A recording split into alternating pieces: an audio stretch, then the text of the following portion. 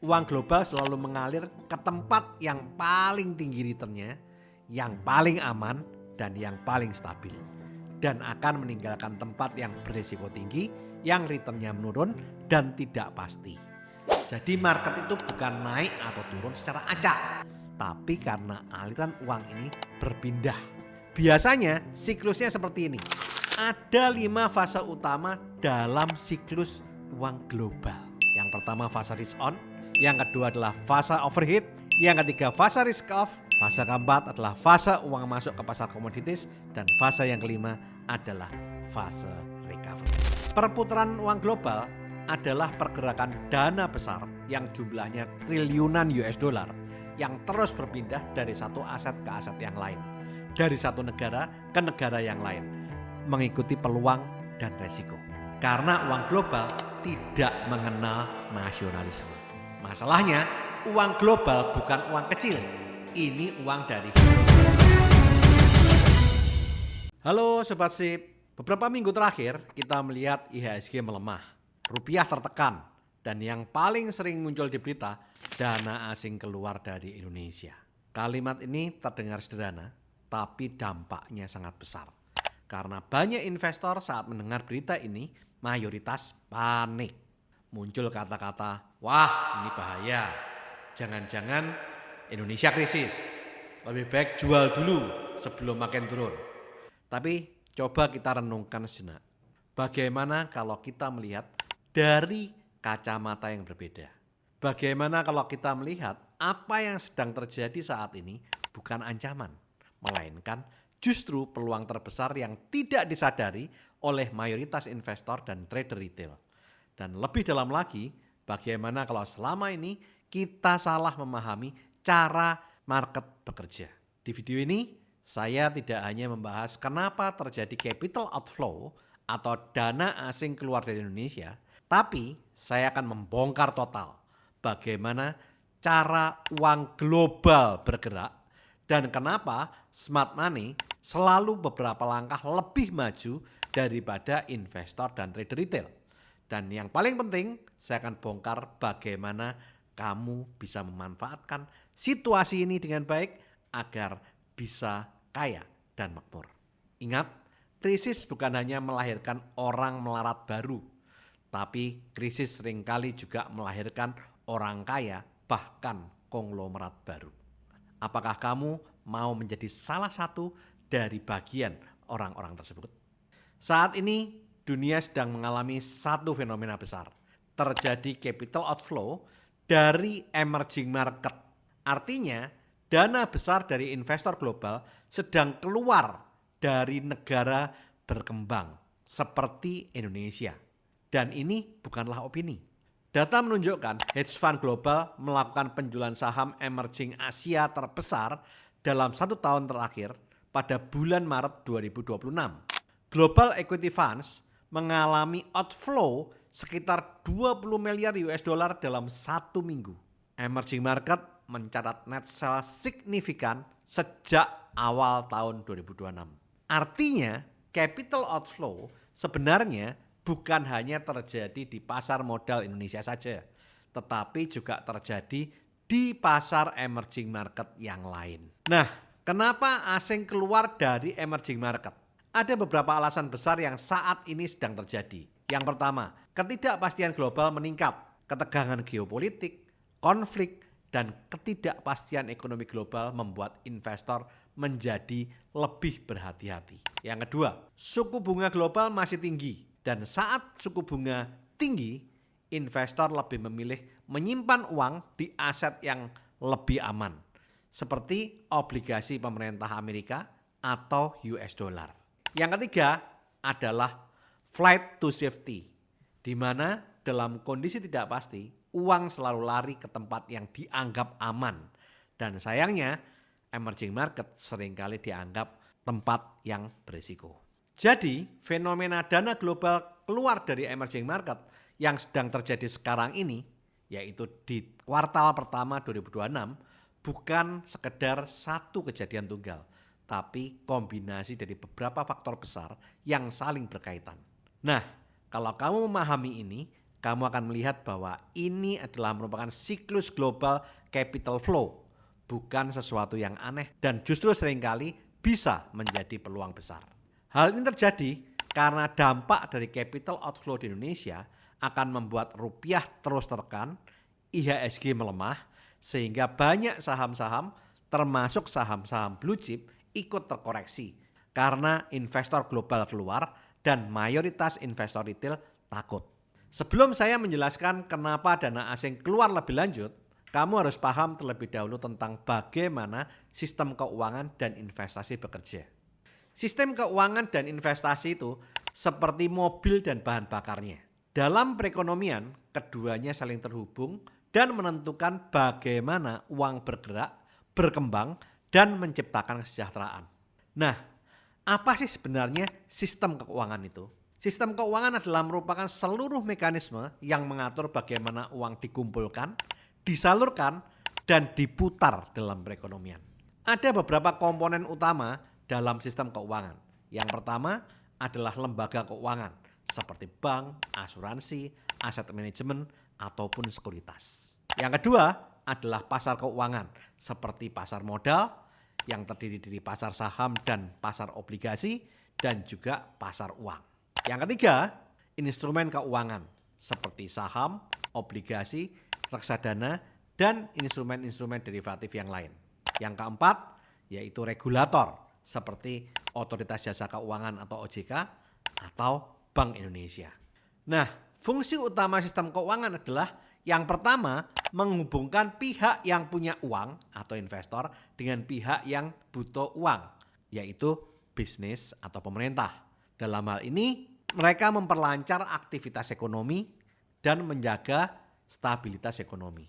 Contoh sederhananya, kalau kamu menabung di bank, lalu bank itu menyalurkan dananya ke pengusaha, dan pengusaha akan membuka bisnis sehingga ekonomi akan bergerak. Sedangkan investasi merupakan aktivitas menempatkan uang atau aset saat ini dengan harapan mendapatkan keuntungan di masa yang akan datang. Ada beberapa tujuan investasi seperti menumbuhkan kekayaan, mengalahkan inflasi, dan juga mencapai tujuan finansial seperti membeli rumah untuk dana pensiun atau beberapa orang ingin financial freedom atau kebebasan finansial. Nah, ada beberapa contoh jenis investasi. Yang pertama, kamu membeli saham, yaitu membeli sebagian kepemilikan daripada perusahaan.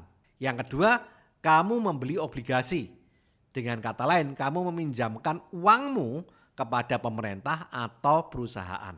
Yang ketiga adalah reksadana, di mana kamu bisa menitipkan dana yang kamu miliki untuk dikelola oleh manajer investasi atau fund manager.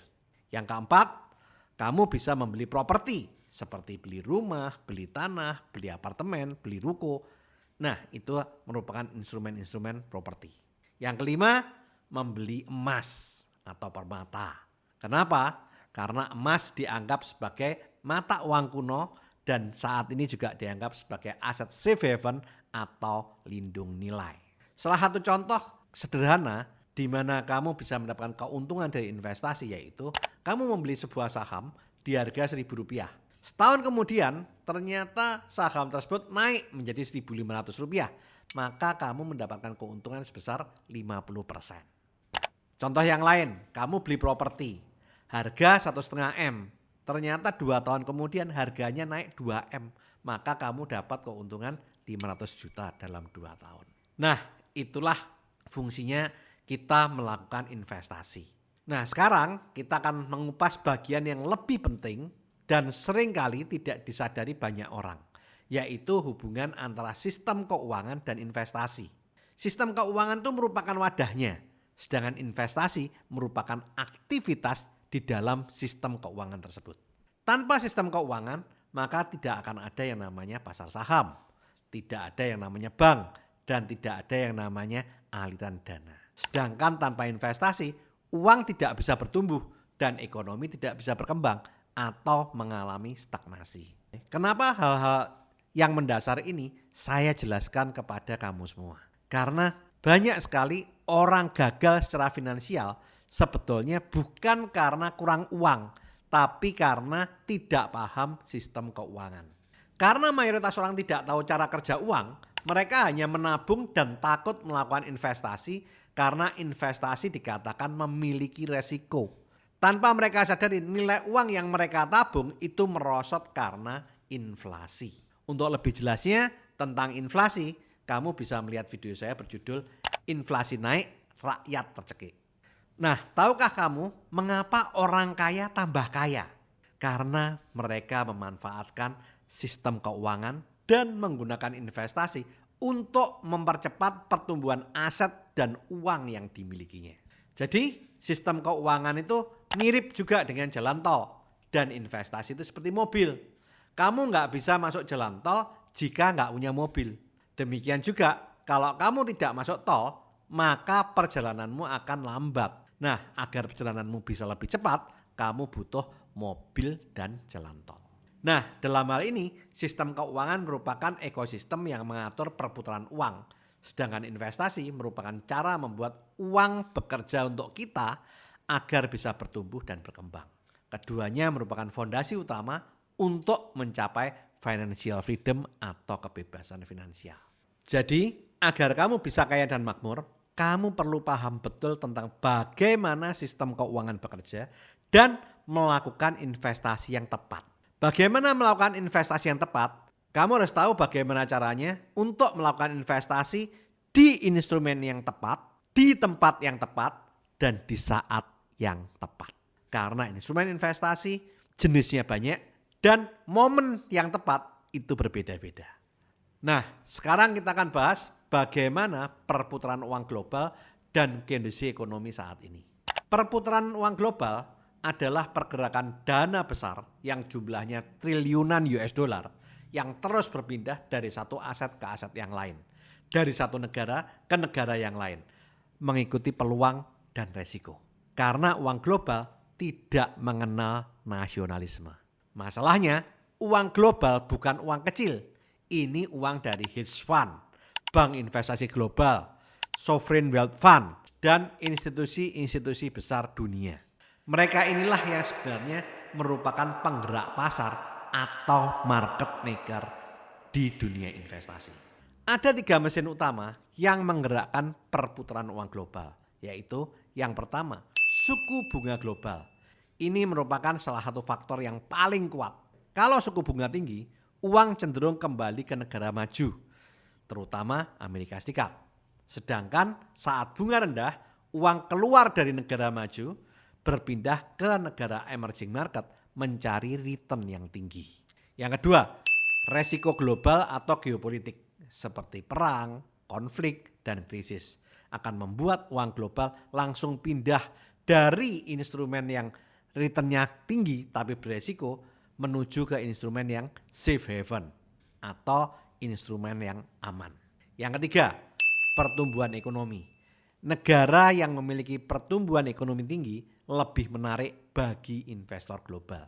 Dengan kondisi saat ini, suku bunga global yang masih tinggi dan sedang terjadi ketidakpastian geopolitik karena perang Timur Tengah membuat investor global lebih memilih investasi yang aman atau instrumen safe haven seperti US dollar, obligasi pemerintah Amerika, dan emas untuk menghindari resiko.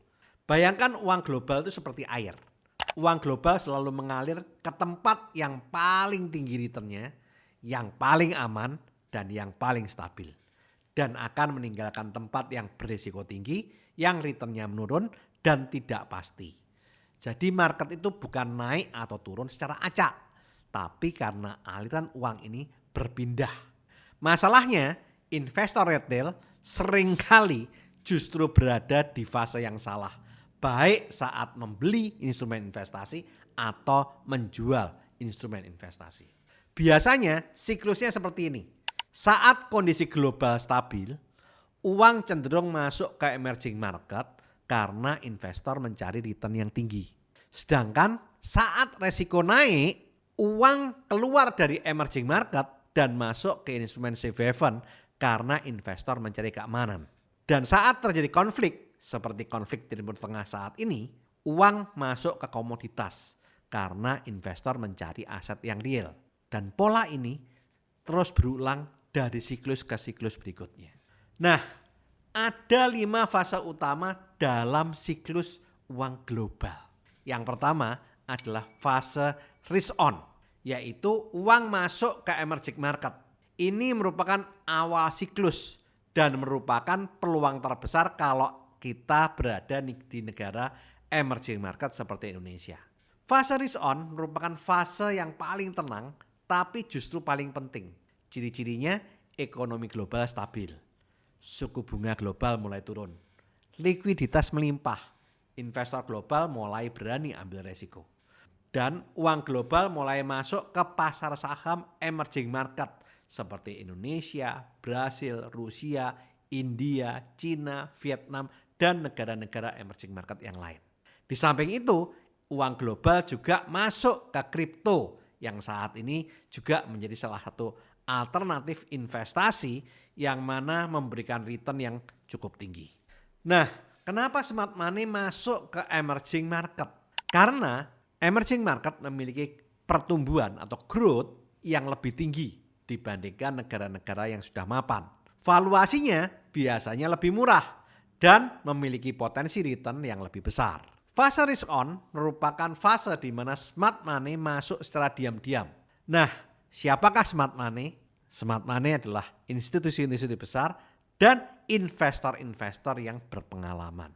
Di fase ini biasanya investor retail masih belum tertarik karena banyak berita negatif yang bermunculan, membuat mereka takut untuk melakukan investasi. Nah, fase yang kedua adalah fase overheat atau fase euforia. Di fase ini harga saham mulai naik tinggi, valuasi mulai mahal, dan di saat ini berita positif bermunculan. Semua orang mulai FOMO, fear of missing out. Biasanya retail baru mulai masuk di sini. Dan di saat yang sama smart money mulai berjualan. Fase yang ketiga adalah fase risk off, di mana uang keluar dari emerging market masuk ke US. Nah, fase inilah yang saat ini sedang terjadi. Ciri-cirinya apa? Ya, seperti yang kita lihat saat ini, ketidakpastian meningkat, suku bunga naik atau tetap tinggi, dan kondisi geopolitik memanas yang membuat resiko global meningkat. Nah, apa yang berubah? Smart money berpikir, lebih baik saya mengamankan aset saya dulu. Dampaknya apa ke emerging market? Uang global keluar dari saham dan obligasi emerging market termasuk Indonesia yang membuat asing net sell, IHSG turun dan rupiah melemah. Nah, uangnya pindah kemana? Ke Amerika Serikat dalam bentuk cash US dollar, US Treasury, dan juga emas. Kenapa? Karena instrumen-instrumen itu dianggap yang paling aman, memiliki likuiditas tinggi dan return yang stabil. Di fase ini media mulai negatif, retail mulai panik dan banyak yang cut loss. Padahal smart money sebenarnya nggak panik, mereka hanya memindahkan posisi aja. Fase yang keempat adalah fase uang masuk ke pasar komoditas seperti emas, minyak, batu bara, dan nikel. Dan biasanya terjadi saat inflasi naik, konflik global meningkat, dan supply terganggu seperti saat ini, di mana perang antara Amerika dan Israel melawan Iran membuat konflik global meningkat dan suplai minyak terganggu karena Selat Hormuz ditutup dan Selat Bab el-Mandeb juga saat ini ada rencana untuk diganggu juga. Dan ini membuat kondisi dunia menjadi tidak stabil dan hedge fund memandang aset real menjadi lebih berharga. Nah, siapa yang masuk duluan di pasar komoditas? Lagi-lagi smart money. Investor retail masuk kapan? Ya, saat harga komoditas seperti emas dan perak sudah naik tinggi karena banyak berita yang viral. Dan lagi-lagi terlambat. Fase yang kelima adalah fase recovery atau fase uang masuk kembali ke pasar emerging market. Di mana biasanya fase recovery ini terjadi setelah masa panik selesai. Dan saat itu uang global masuk karena valuasi saham emerging market sudah murah dan sentimen mulai membaik. Lagi-lagi smart money masuk kembali duluan dan baru setelah itu investor retail menyusul dan biasanya terlambat. Nah, siklus ini selalu berulang dan alurnya hampir selalu seperti ini. Yang pertama fase risk on, yaitu uang masuk ke emerging market karena growth dan opportunity. Yang kedua adalah fase overheat, yaitu fase euforia berlebihan. Yang ketiga fase risk off atau fase uang keluar. Fase keempat adalah fase uang masuk ke pasar komoditis. Dan fase yang kelima adalah fase recovery. Nah, kalau kamu perhatikan, pola besar smart money ini bukan teori. Ini adalah merupakan siklus uang global. Mulai dari pasar emerging market, kemudian masuk ke pasar US, kemudian masuk ke pasar komoditis, kembali lagi ke emerging market. Dan pola ini sudah berulang puluhan tahun lamanya. Dan reaksi pasar polanya juga selalu sama. Panic buying, penurunan, panic selling, stabilisasi, recovery, lagi-lagi panic buying. Nah, di mana peluang terbesarnya? Di fase panic selling. Karena saat itu banyak saham diskon besar. Dan menariknya, siklus ini tidak pernah berhenti. Dan saat ini kita sedang berada di kondisi itu. Nah, kalau kamu amati, disinilah perbedaan besar terjadi antara smart money dan investor retail. Smart money seringkali membeli saat muncul berita negatif atau saat kondisi market sedang sepi. Mereka membeli saat berita belum muncul. Sebaliknya, smart money keluar saat market sedang euforia dan muncul banyak berita positif. Sedangkan investor retail berlaku sebaliknya. Masuk saat market ramai dan banyak berita positif bermunculan. Mereka seringkali beli karena FOMO, bukan karena paham. Dan seringkali retail keluar dan panic selling saat market sedang turun dan banyak berita negatif keluar. Dan banyak di antara mereka yang cut loss. Makanya ada joke yang mengatakan bahwa tujuan investasi adalah cut loss. Nah, itu untuk investor retail yang tidak paham. Tapi bagi investor retail yang mau memahami dan mau belajar, maka mereka bisa melakukan kondisi seperti yang dilakukan oleh smart money. Nah, kamu mau jadi investor retail yang mana? Silahkan tulis di kolom komentar. Nah, tadi saya mengatakan bahwa siklus ini selalu berulang. Ya. Nah, mari kita lihat sejarah dalam 20 tahun terakhir ini.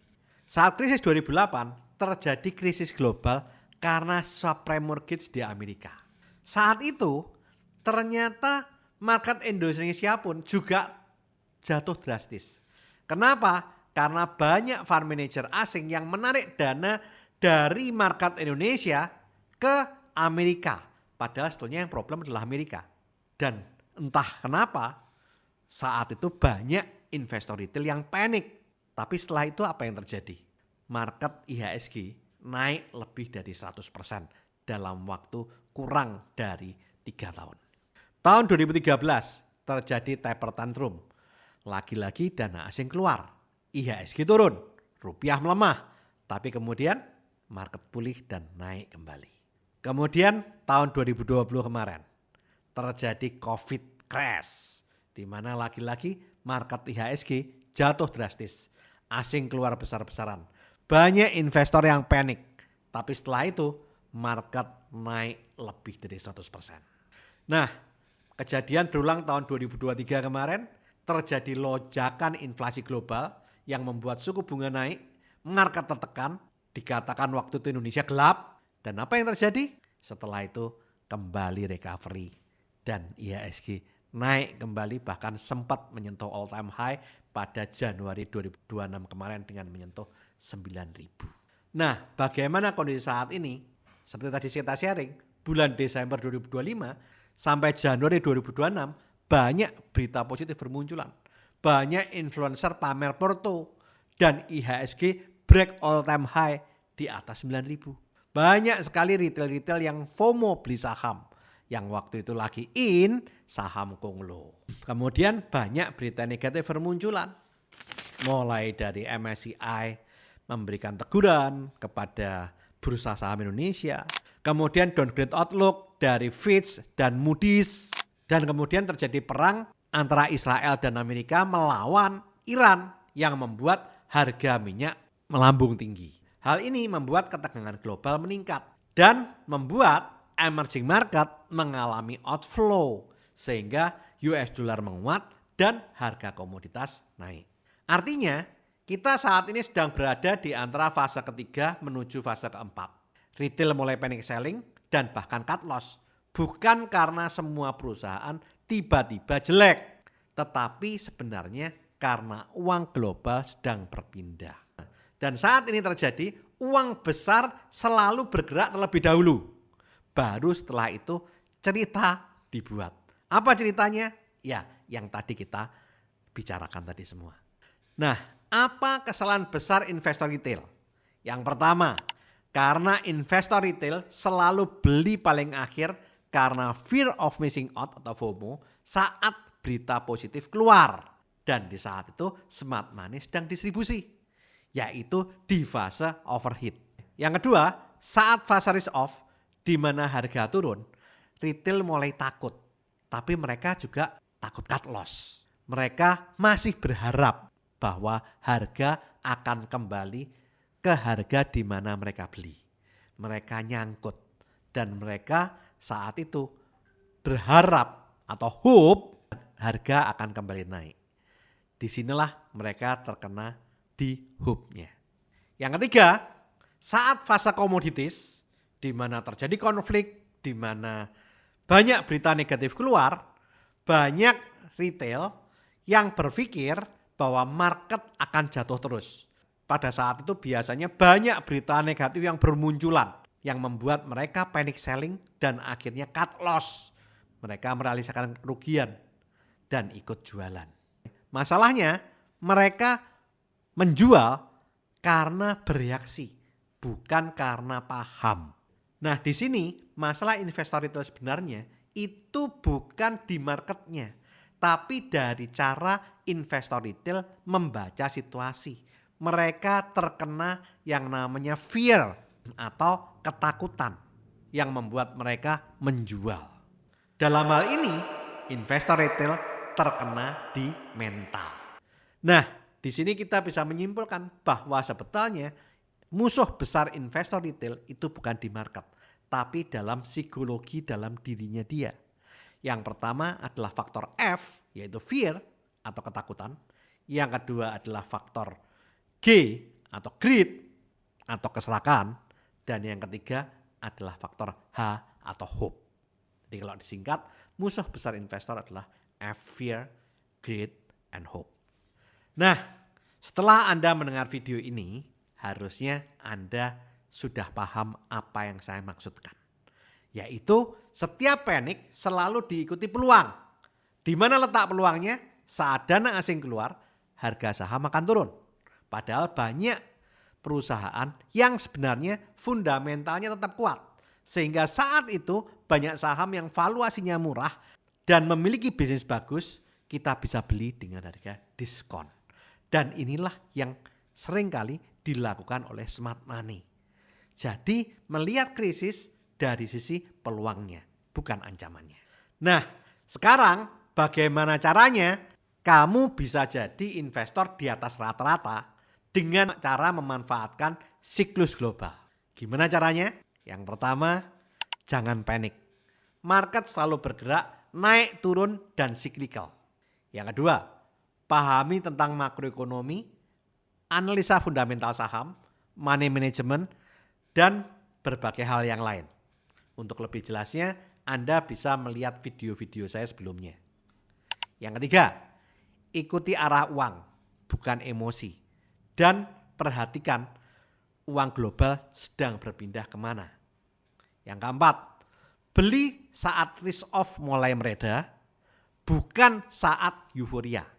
Yang kelima, fokus pada fundamental saham dengan memilih perusahaan yang memiliki bisnis yang jelas, profit yang stabil, punya utang yang sehat, karena perusahaan yang berfundamental kuat yang akan bertahan melalui badai krisis. Yang keenam, gunakan strategi dollar cost averaging atau masuk secara bertahap. Yang ketujuh, punyai perspektif jangka panjang. Jangan berpikir beli hari ini besok harus cuan.